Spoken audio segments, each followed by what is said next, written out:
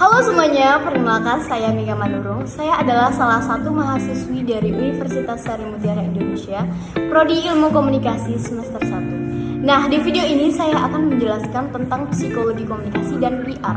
Yang pertama, saya akan menjelaskan pengertian psikologi komunikasi. Yang kedua, karakteristik manusia psikologi. Dan yang ketiga, mengapa kita sebagai calon PR masa depan harus belajar yang namanya psikologi komunikasi.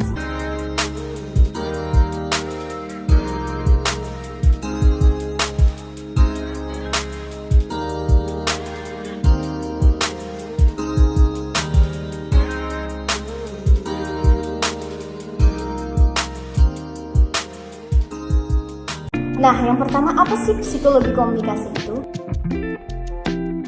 Menurut Dakir 1993, psikologi komunikasi merupakan ilmu yang membahas tingkah laku manusia dalam hubungannya dengan lingkungannya.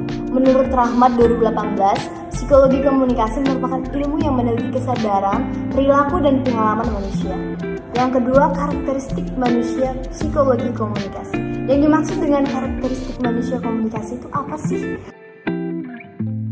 Nah, karakteristik manusia komunikasi adalah ciri-ciri atau sifat manusia sebagai makhluk yang mempunyai kemampuan untuk berkomunikasi, baik secara verbal maupun non-verbal.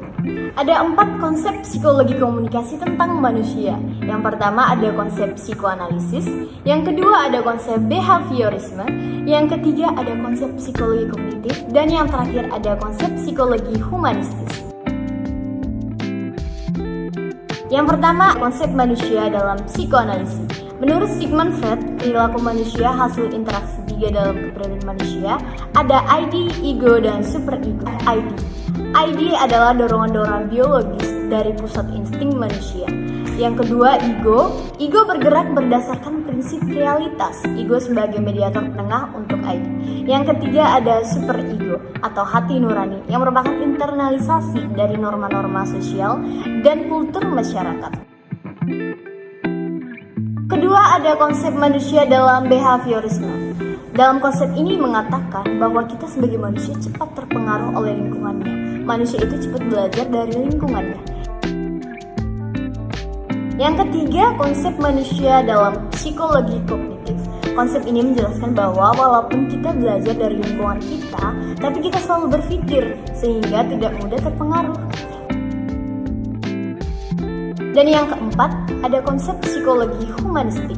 Dalam konsep ini menjelaskan bahwa dalam diri manusia itu selalu ada cinta, kasih sayang, solidaritas, dan lain-lain.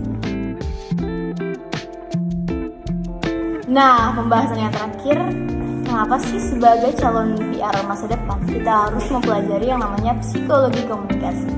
Dengan kita mempelajari psikologi komunikasi, kita akan menerapkan gaya komunikasi dalam psikologi. Tentunya pesan atau informasi yang disampaikan akan menjadi jauh lebih akurat. Sehingga apabila pesan atau informasi yang telah disampaikan sudah akurat, masyarakat akan jauh lebih percaya mengenai penyampaian pesan yang telah diberikan. Apalagi dengan informasi yang sudah diberikan tersebut juga akan menghindari dari yang namanya perselisihan. Dan yang kedua, komunikator yang lebih kredibilitas. Manfaat psikologi komunikasi bagi PR yaitu dengan memiliki kredibilitas yang tinggi, sehingga apapun yang telah disampaikan termasuk informasi dalamnya akan jauh lebih berkualitas. Selain itu, pada komunikator yang memberikan pesan juga akan memiliki kredibilitas yang tinggi, di mana dalam hal ini dapat memunculkan sebuah persepsi dalam seorang komunikan yang telah dilakukan. Yang ketiga, meminimalisir persepsi yang salah. Manfaat lainnya yang bisa kita dapatkan ketika mempelajari psikologi komunikasi adalah bisa lebih meminimalisir terjadinya sebuah kesalahan mengenai berbagai persepsi yang timbul dari seorang komunikan. Karena perlu kita ketahui juga, tidak semua komunikan mampu mencerna segala informasi yang diberikan dengan baik. Bahkan ada juga segelintir orang yang belum paham dan salah dalam mengartikan informasi tersebut. Sehingga dalam mempelajarinya akan memudahkan makna informasi yang jauh lebih sesuai. Baiklah, sekian yang dapat saya sampaikan tentang psikologi komunikasi dan PR tadi. Terima kasih.